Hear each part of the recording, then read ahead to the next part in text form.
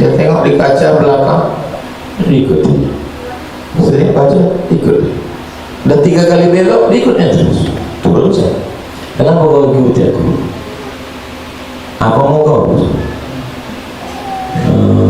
Saya disuruh Pak Kapolres Pak Intel bilang sama dia, aku bukan pencuri, aku bukan maling, aku ustaz, aku tak ada yang ganggu siapa-siapa, yang aku ikut aku ikut.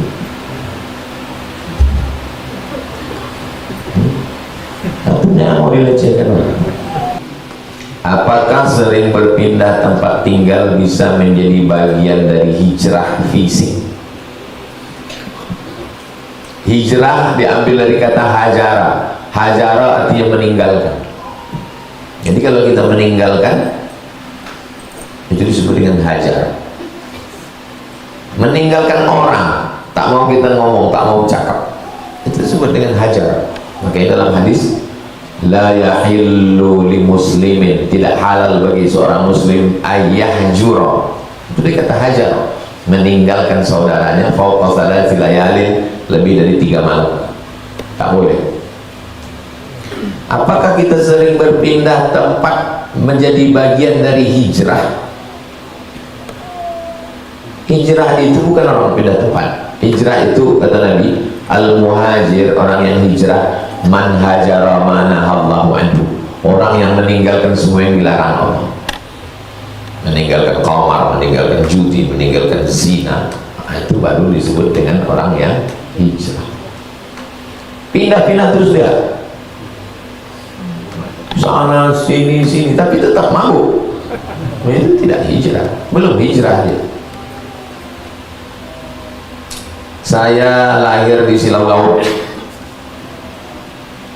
Kabupaten Asahan, Sumatera Utara. Habis itu saya pindah ke Kisaran, ibu kota Kabupaten Asahan, sampai SD.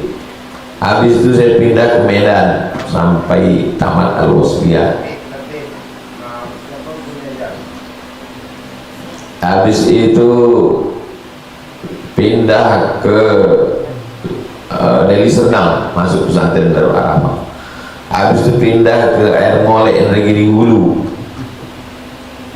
Habis itu saya kuliah di Pekanbaru IAIN, tamat 9798.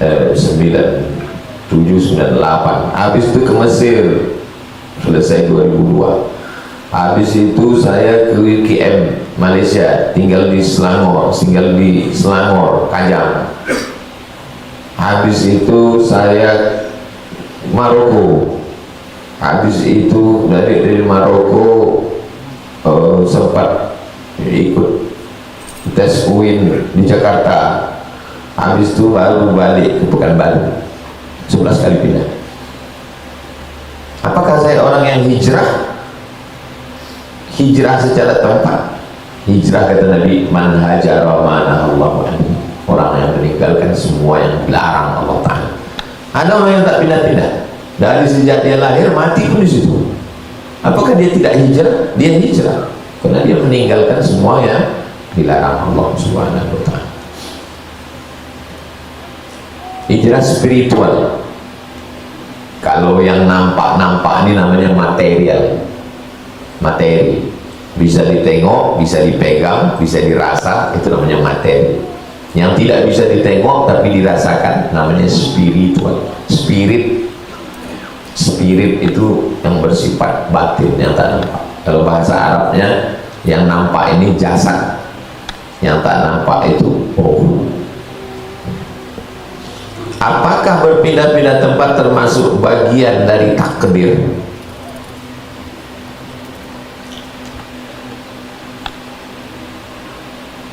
Saya mau pakai tisu atau tidak pakai tisu, itu saya bisa memilih atau tak bisa? Bisa. Saya pakai tisu, pakai. Saya tak mau pakai tisu, tidak pakai. Al-insan bainal musayyar wal mukhayyar, manusia antara terpaksa dan bisa memilih. Pindah ke Bangkinang atau tetap di Rimbo Panjang, itu bisa memilih atau tak bisa? Bisa, terserah. Antum mau pindah atau antum tidak pindah. Maka takdir kita itu terbagi dua. Ada kalanya kita tak bisa memilih, ada kalanya bisa memilih. Terlahir menjadi orang Jawa, bisa milih atau tak bisa? Tak bisa milih. Gimana tuh mau milih, mau jadi orang Batak, mau jadi orang Eropa, mau jadi orang Melayu? Itu tak bisa kita milih. Nah, sekarang dia nanya, saya pindah-pindah ini Pak Ustaz, termasuk apakah bagian dari takdir Allah Subhanahu wa Ta'ala? Iya, takdir, tapi takdir yang bisa milih. Takdir yang bisa memilih. Ada takdir yang kita tak bisa memilih. Takdir Allah juga, tapi bisa kita milih. Alam takun ardullahi wasi'atan, apakah kamu tidak tahu bahwa bumi Allah ini luas? Fatuhajiru fiha, hijrahlah kamu. Sedang Nabi aja hijrah, sahabat Nabi hijrah. Apakah setelah Nabi SAW itu meninggal lalu sahabat semuanya duduk di Masjid Nabawi hatam Quran, berzikir, nunggu mati? Enggak. Ada sahabat Nabi itu yang hijrah pergi ke Irak, di Basrah. Dia adalah Abdullah ibnu Mas'ud. Sahabat Nabi Abdullah ibnu Abbas pergi juga ke Irak. Dari Irak dia hijrah lagi ke Taif, meninggal di Taif. Ada sahabat Nabi itu yang hijrah pergi ke Afrika Utara, namanya Amr bin As, dia yang membuka Mesir. Ada sahabat Nabi itu yang dari Mesir pergi ke Libya, ke Tunisia, Aljazair, sampai ke Maroko, namanya Uqbah. Ada sahabat Nabi itu umur 80 tahun. Antum bayangkan laki-laki umur 80 tahun, dia tahu mendengar hadis la taftahunal Konstantinia, kamu akan membebaskan Konstantinopel. Didengarnya beberapa sahabat Nabi pergi berjuang ke Konstantinopel, sekarang Istanbul. Umur 80 dia pergi hijrah ke Konstantinopel.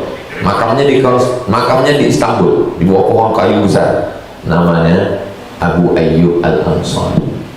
Abu Ayyub Al-Ansari inilah yang menyediakan, yang tinggal serumah waktu Nabi belum punya rumah, waktu Nabi pertama kali hijrah ke Madinah. Abu Ayyub Al-Ansari. Muhammad Al-Fatih itu bangkit semangatnya untuk mengambil Konstantinopel itu. Salah satunya dibawa oleh Agha Samsuddin, nama guru dia namanya Agha Samsuddin, dibawa ziarah ke makam Abu Ayyub. Kata Agha Samsuddin, Fatih, ini makam Abu Ayyub, umur 80 tahun ingin menguasai Konstantinopel. 80 tahun dia dari Madinah, kau umur 19 tahun. Bangkit semangat Muhammad Al-Fatih. Muhammad Al-Fatih itu akidahnya Asy'ari. Muhammad Al-Fatih itu akidahnya Maturidi, mazhabnya Hanafi. Biasanya kalau mazhab fikih Hanafi akidahnya Maturidi, kalau mazhab fikih Syafi'i akidah Asy'ari. Dan tasawuf, rata-rata yang membebaskan negeri terjajah itu kalau tidak Asy'ari, Maturidi, dan orang bertasawuf. Muhammad Al-Fatih akidahnya Maturidi, fikihnya Hanafi, pengamal tasawuf, berziarah ke makam kubur Abu Ayyub Al-Ansari, dibawa oleh gurunya Agha Samsuddin. Salahuddin Al-Ayyubi akidahnya Asy'ari, fikihnya Syafi'i, tasawuf. Khatam dia kitab Ihya Ulumuddin. Jadi orang-orang yang mengejek, apa itu Imam Ghazali tak berjuang ke Palestina? Imam Ghazali menulis kitab Ihya Ulumuddin 4 jilid. Kitab itu dibaca oleh Salahuddin Al-Ayyubi. Setelah dibacanya, putus kaji dia bahwa hidup ini hilang kekuasaan. Akhirnya siap dia mati. Nah, dialah yang membebaskan Palestina. Salahuddin Al-Ayyubi, kemudian Muhammad Al-Fatih. Ini orang-orang yang berakidah Ahlussunnah wal Jamaah. Bagaimana menghadapi orang terdekat kita yang memiliki temperamen emosional?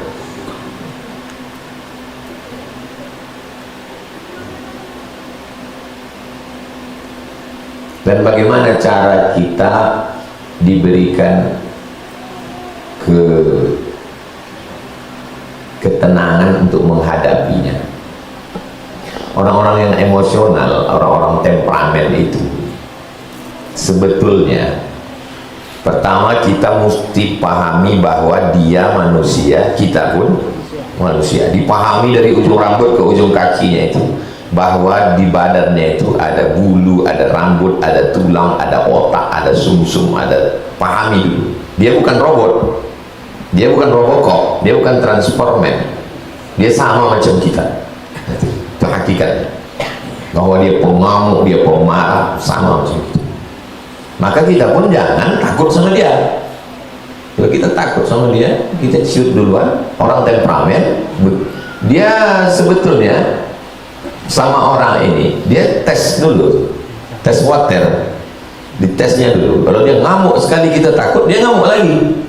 Makanya kalau kita dihamuknya sekali, kita ngamuk dia lagi. Jangan mau direndahkan orang. Saya bawa mobil di Jalan Nangka, Jalan Nangka, ya, baru-baru pulang lah tahun 2012. Tiba-tiba pas di Jalan Nangka, ini jalan pelajar, ditabraknya di belakang. Berhenti saya, dia pun berhenti juga. Berhenti, dia keluar, di sapunya bekas tabraknya itu, sapu. Udah nggak apa-apa nih katanya, pergi aja. Sapunya gini, udah nggak apa-apa nih, pergi aja. Oh, dia mau nyoba sih. Naik saya ke mobilnya itu, saya pakai sepatu. Naik saya ke mobilnya, saya injak mobil. Udah nggak apa-apa, jalan kau.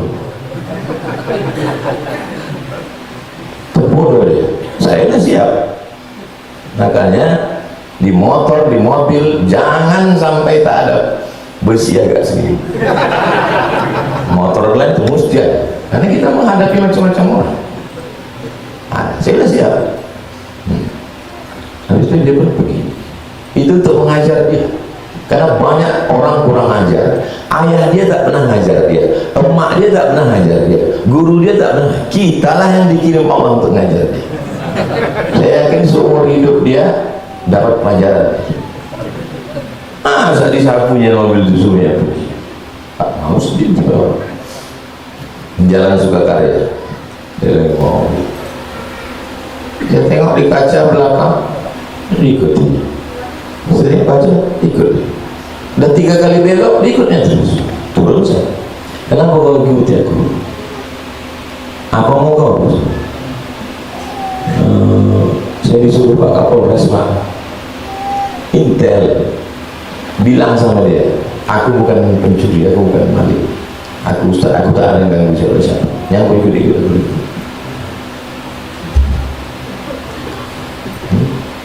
Artinya mau dilecehkan orang. Orang pemarah itu marah juga kita sama dia. Dia bertanya, macam mana kita punya ketenangan? Kita ketenangan diri kita dulu. Kalau kita ketakutan duluan, ciut kita. Dia macam bawa parang, bawanya parang, dicobanya dulu, ditakiknya sini dulu. Terasa dia berdenting, pang, ditariknya. Tapi terasa dia batang pisang, cincangnya terus.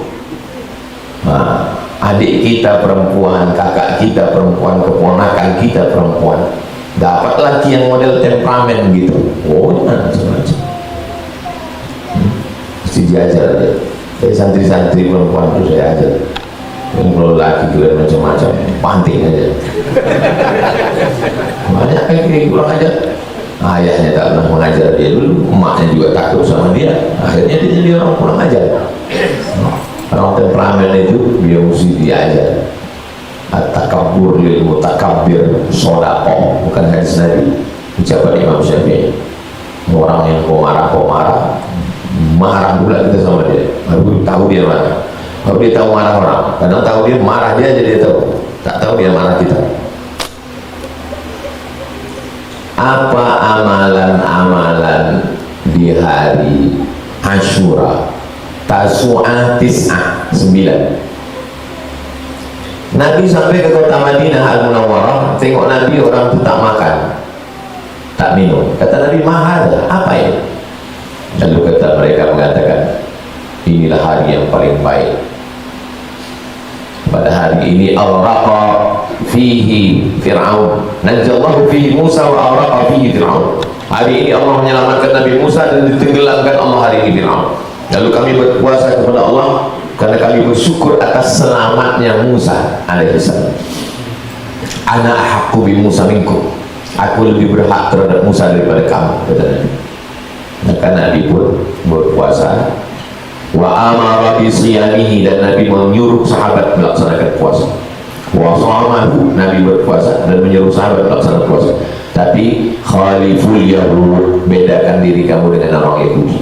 Jadi kalau orang Yahudi tanggal 10 saja, untuk membedakannya puasa sebelumnya dan setelahnya. Maka yang paling afdal adalah 9, 10, 11. Tapi kalau tak sanggup 2 hari saja, 9, 10. Tak juga sanggup sehari pun jadi cara 10 saja. Tapi itu tadi afdal. 9, 10. Apalah amalannya? Puasa.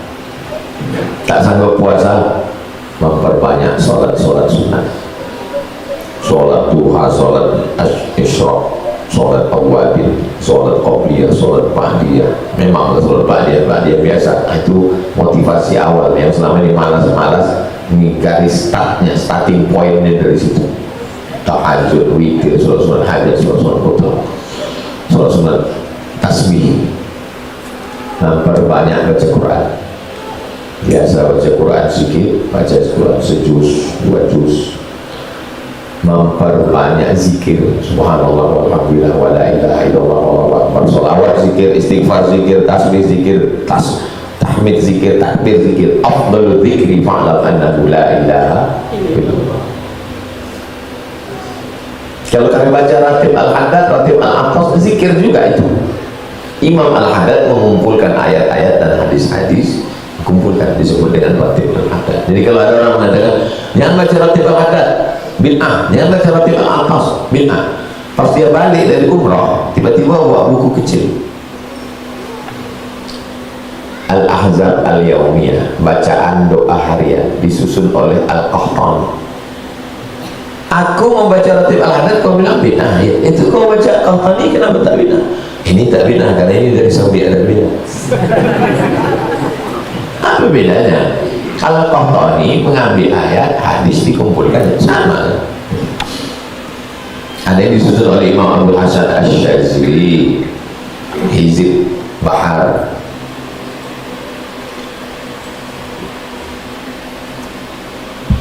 Bahasa, sholat-sholat sunat, baca Quran, zikir, shadaqah. Makanya ada istilah bubur Asyura.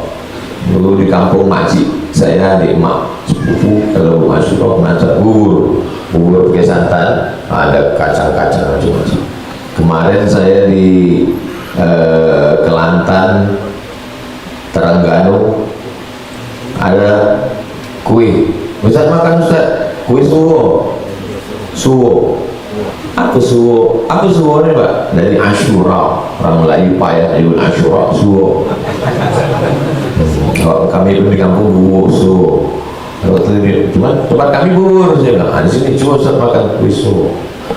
Warnanya hitam, potong-potong makan. Cuma rasanya Ustaz, macam-macam daging kok manis. Daging sapi di blender halus dengan bumbu daging tapi manis. So lain panang, lain belalang, lain lugu, lain ikannya, lain tempat, lain kuliner. Bagaimana menentukan menyikapi perbedaan awal Muharram Indonesia dan Saudi? Apakah kita berpuasa Asyura 10 Muharram ikut Saudi atau Indonesia, atau sebaliknya 2 hari tersebut?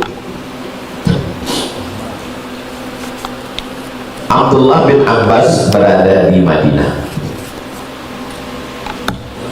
Lalu kemudian pada masa pemerintahan Marwan dikirimlah surat ke Syam Damaskus, dari Madinah ke Damaskus, lebih kurang 1000 kilo ke Syam. Lalu kemudian utusan yang membawa surat tadi pulang dari Syam, pulang ke Madinah. Ditanya sama Abdullah bin Abbas, kalian di Syam puasa hari apa? Hari Jumat. Nabi berpuasa di Madinah hari Sabtu. Di Madinah puasa hari Sabtu, di Syam puasa hari Jumat. Pertanyaannya, apakah pernah terjadi perbedaan makna penampakan anak bulan di kalangan salaf? Pernah atau tidak? Antara Madinah dengan Damaskus saja bisa berbeda, apalagi rimbo panjang dengan Saudi Arabia. Lagi kalau ada orang rimbo panjang ngikut kalender Saudi Arabia, di luar nurul.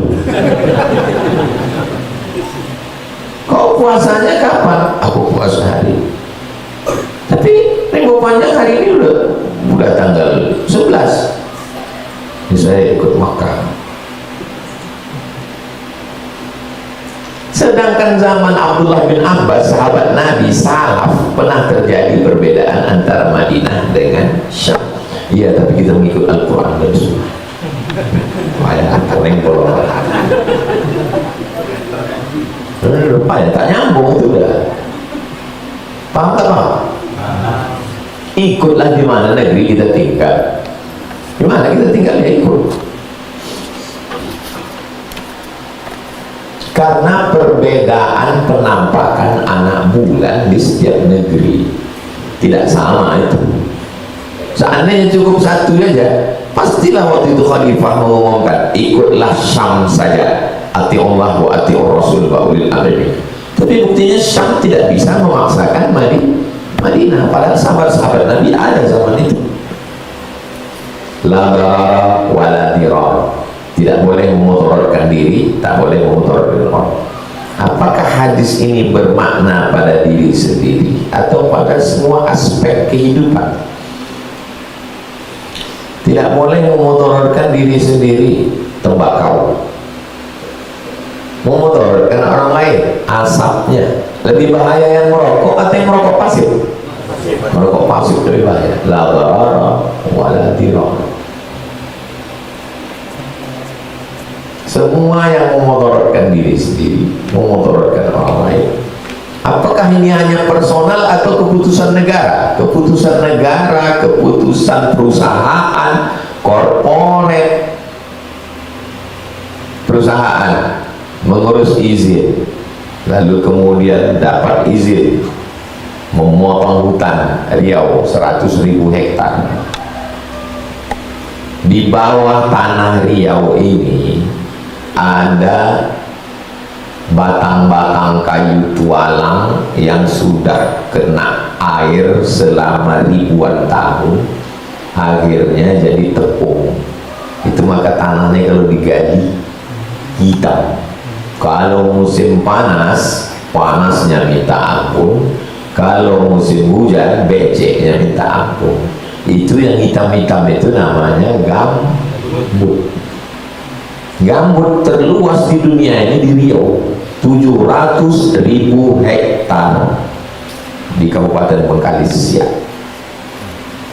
Itu hutan gambut itu kalau kena cahaya matahari itu panasnya naik ke atas. Macam mana supaya panasnya itu seimbang? Disuburkan Allah lah Riau ini dengan hutan. Tumbuhlah kayu-kayu dengan daun-daun yang fotosintesisnya bisa 12 jam karena cahayanya beda sama Arab. Di Arab kalau musim dingin kayu mati, daun-daun itu tak ada, kering semua musim dingin. Di Amerika, Eropa mati. Di tempat kita bisa berdaun selama 12 bulan hidup terus. Nah, akhirnya dipotong hutan, digantikan dengan sawit. Sawit mengisap air tanah. Makanya yang sungai-sungai kecil dulu di kampung kita sekarang jadi parit kecil jadi pasir. Makanya makin panas ya, hutannya dipotong, sawit mengisap air. Itu keputusan personal pemerintah, korporat, pribadi, orang beramai-ramai. Nah, sekarang diadakan lagi penanaman pohon, pegawai-pegawai nanam pohon, polisi nanam pohon, tentara nanam pohon, presiden nanam pohon, deforest mau buat lagi hutan. Dalam rangka apa itu? Hutan sudah habis potong. La darar wa la dirar. Tak boleh memudaratkan diri sendiri, memudaratkan orang lain. Apakah merokok termasuk di dalamnya? Boleh kita bahas tadi. Oh, dirar.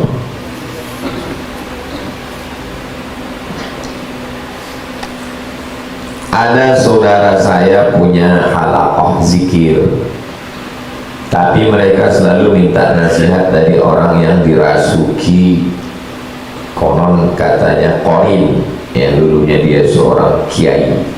Selalu mereka berkomunikasi zikir bersama, bahkan sampai subuh zikirnya. Bagaimana hukumnya Ustaz?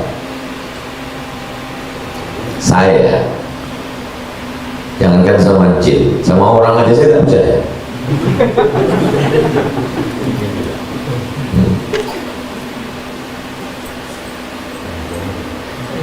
Ustaz, kami undang, ya saya bilang, datang aja, yang undang ini dokter, 1 S2 S3 dokter, dan ceramah.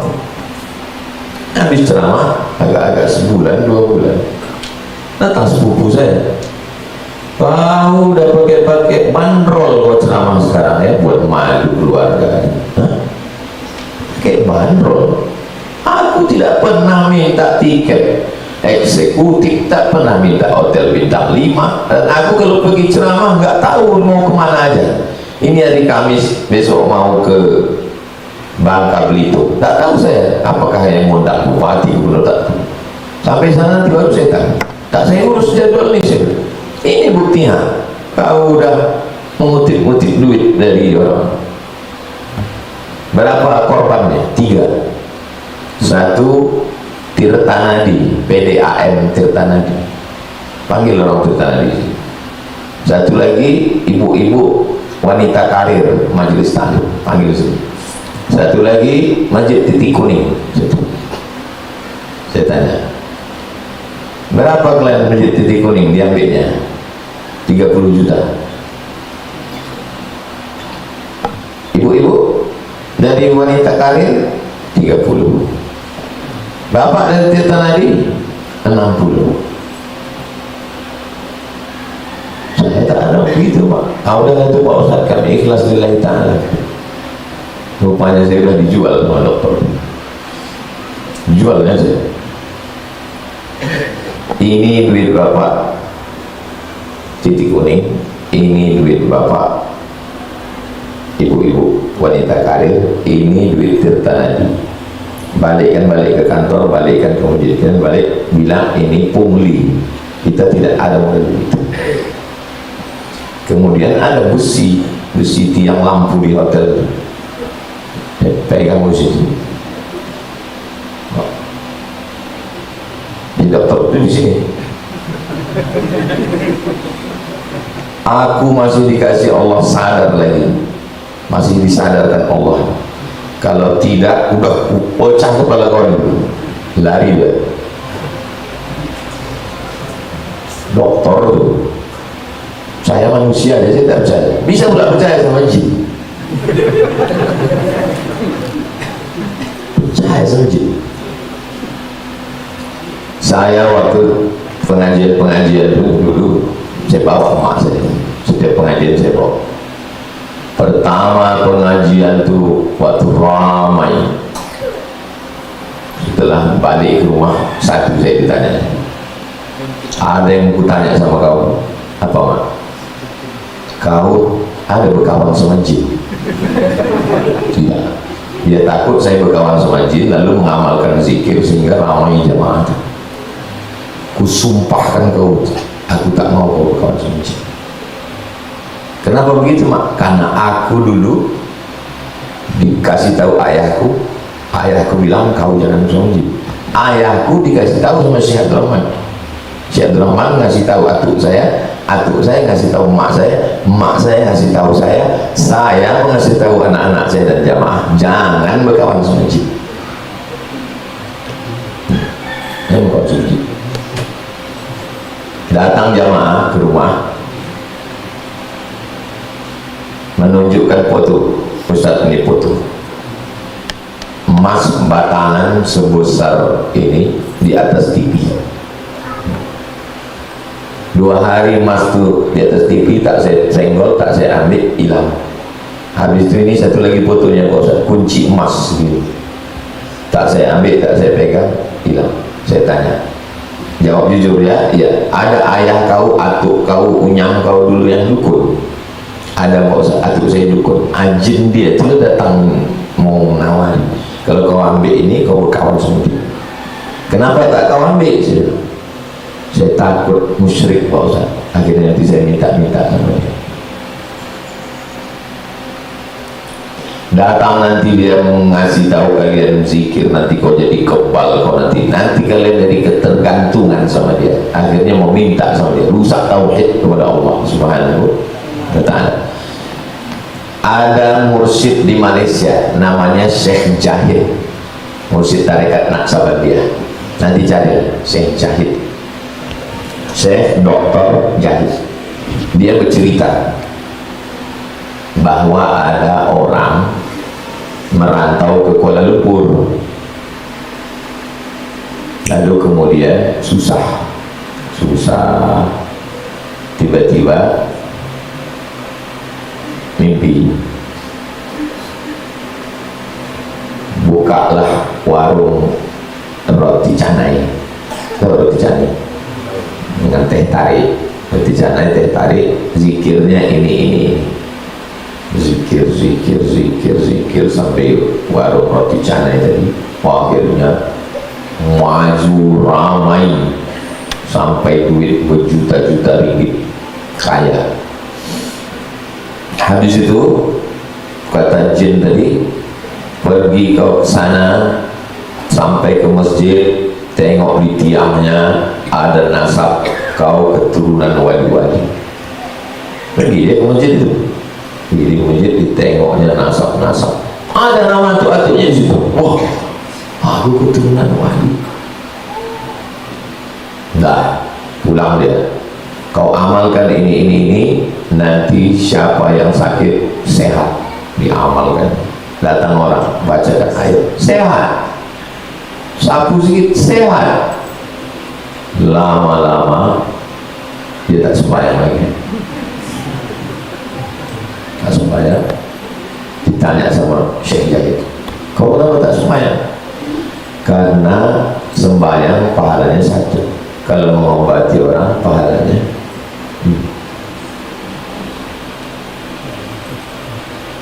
tengok cara kerjanya. Nanti kalau kau amalkan ini, rezeki kau lancar, jalan. Nanti kalau kau amalkan ini, orang suka, jalan. Nanti kalau kau amalkan ini, nanti kau bisa mengobat orang, jalan. Nanti kalau kau amalkan ini, dia tidak langsung dia siagatnya kita nyembah dia, tidak. La tattabi'u khutuwatish syaitan, jangan ikut langkah-langkah syaitan. Iya, tapi ini jinnya baik Pak Ustaz, malam-malam dibangunkannya tahajud, nanti dibuatnya kau berubah, tidak lagi iya karena saya sekarang kalau saya sedang susah, saya iya karena butuh.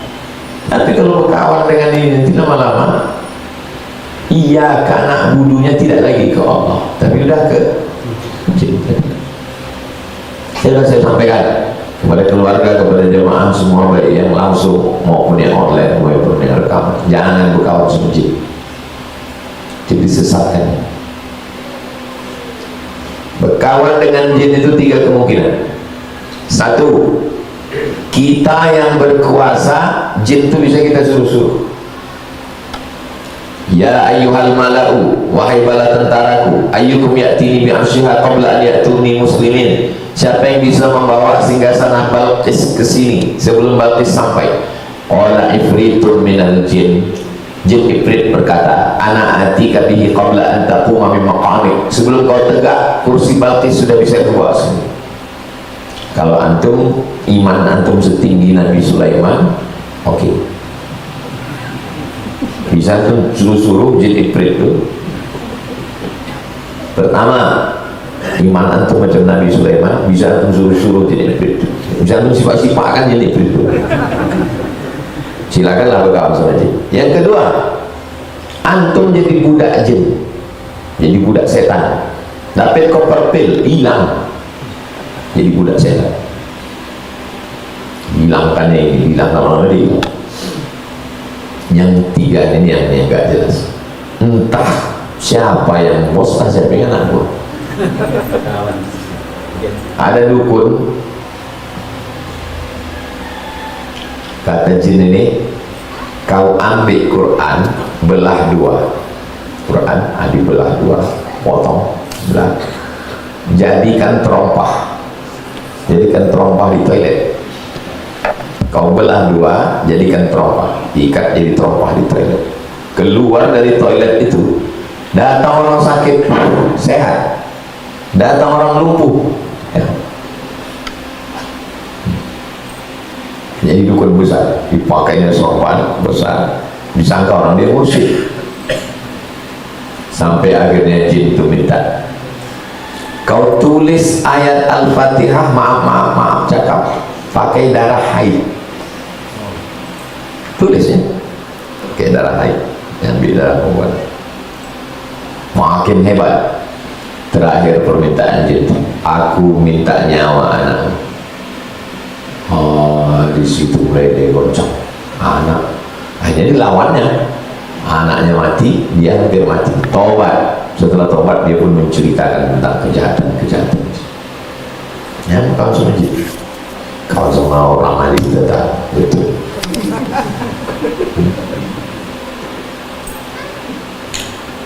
Ada di antara ustadz mengatakan bahwa kita dibaca 4 yang ada dalam Al-Baqarah, 70.000 malaikat mendoakan tidak akan disiksa di dalam kubur, yaitu surat Yasin, Al-Furqan, Al-Waqi'ah, Al-Ikhlas. Apakah benar manfaatnya demikian? Dan bagaimana pula jika dibaca untuk orang yang sudah meninggal? Tentang fadilah-fadilah, kalau ini dibaca pahalanya begini, kalau ini dibaca pahalanya begini, kalau ini dibaca pahalanya begini, mesti dari hadis Nabi Muhammad SAW tentang membaca pangkal Al-Baqarah sama ujung Al-Baqarah. Siapa yang membaca pangkal Al-Baqarah dan ujung Baqarah, lakafatahu, maka cukuplah itu bagi dia.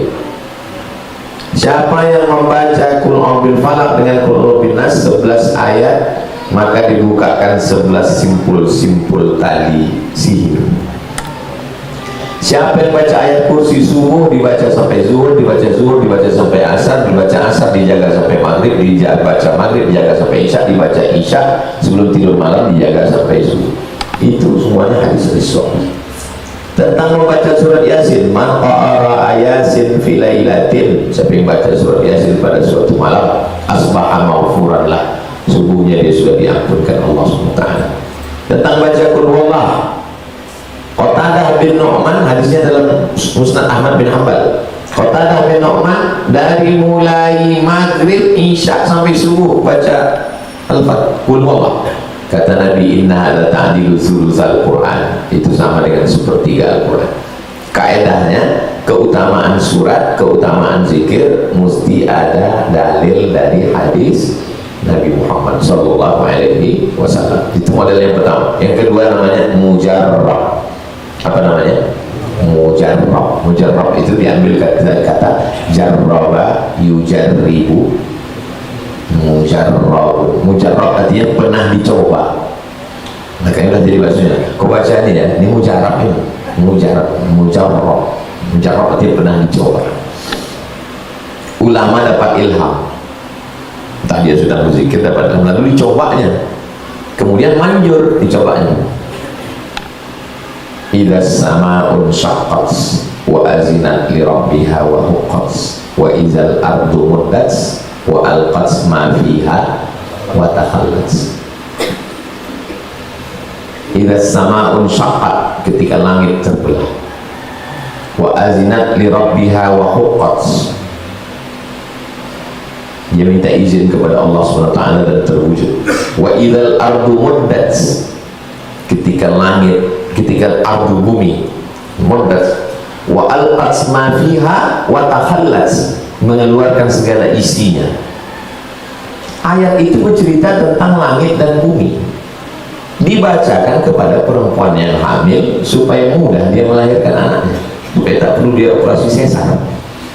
Ternyata setelah diamalkan terwujud mujarrab. Itu namanya termasuk dalam jenis mujarrab. Jadi nanti kalau ada orang ngasih antum amalan, antum tanya, ini dalilnya yang dari hadis atau dari mujarrab? Apakah benar manfaatnya demikian Pak Ustadz? Tengok hadis-hadisnya, sahih atau tak sahih. Bagaimana jika dibaca untuk orang yang sudah meninggal dunia? Imam Syafi'i berkata dalam kitab ini, dalam kitab itu solid, kata Imam Nawawi, wa qala Syafi'i, Imam Syafi'i berkata, wa in khatimul Qur'ana kullahu, kalau dikhatamkannya sekhatam Al-Quran, kana hasanan, meninggal keluarga bacakan sekhatam Quran, dihadiahkan pahalanya, kana hasanan, bagus. Kalau tak sanggup sekhatam, ya pilih, itu maka orang pilih Yasin. Yasin pun juga terlalu panjang, bacakan Fatihah sekali, Qul Huwallah 3 kali, Al-Falaq sekali, An-Nas sekali, pangkal Al-Baqarah, ayat kursi, ujung Al-Baqarah, tutup dengan tahlil, afdal zikri fa'lam annahu la ilaha illallah.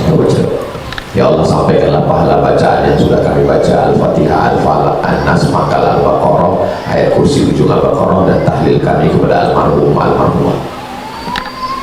Itu tentang bacaan-bacaan. Secara umum membaca Yasin, membaca Al-Furqan, membaca Al-Waqi'ah, membaca Al-Ikhlas, secara umum dalilnya baik. Membaca Yasin, la tuqra'u fi amrin asirin illa yassarahu Allah, kata Imam Ibnu Katsir. Buka dalam tafsir Ibnu Katsir di Muqaddimah surat Yasin. Kalau dibacakan surat Yasin itu pada perkara-perkara yang sulit, lalu kemudian dimintakan mujarrab. Tentang membaca Al-Furqan, dalilnya dalil umum, iqra'ul Qur'an faqra'u ma tayassara minal Qur'an. Tentang baca Al-Waqi'ah, siapa yang membaca surat Al-Waqi'ah dijauhkan dia dari faqah, dari miskin, papa, susah, melarat. Hadisnya dhaif. Hadis dhaif boleh diamalkan untuk fadail amal selama cukup 5 syarat. Bukan masalah akidah, bukan dalil wal haram, tidak ada periwayatnya kasar berdusta, masih bernaung di bawah dalil yang umum, dan untuk fadail amal boleh. Membaca surat Al-Ikhlas dari Qatadah bin Nu'man, innaha la ta'dilu thulutsal Qur'an, sama dengan sepertiga Quran. Jadi dibaca Fatihah sekali, sepertiga, 3 kali sama dengan sekhatam Quran. Jadi kalau ada orang menghatamkan Qul Huwallah sampai 100.000 kali, ada, saya ketemu dengan mursyid nak sahabat dia di Rohul.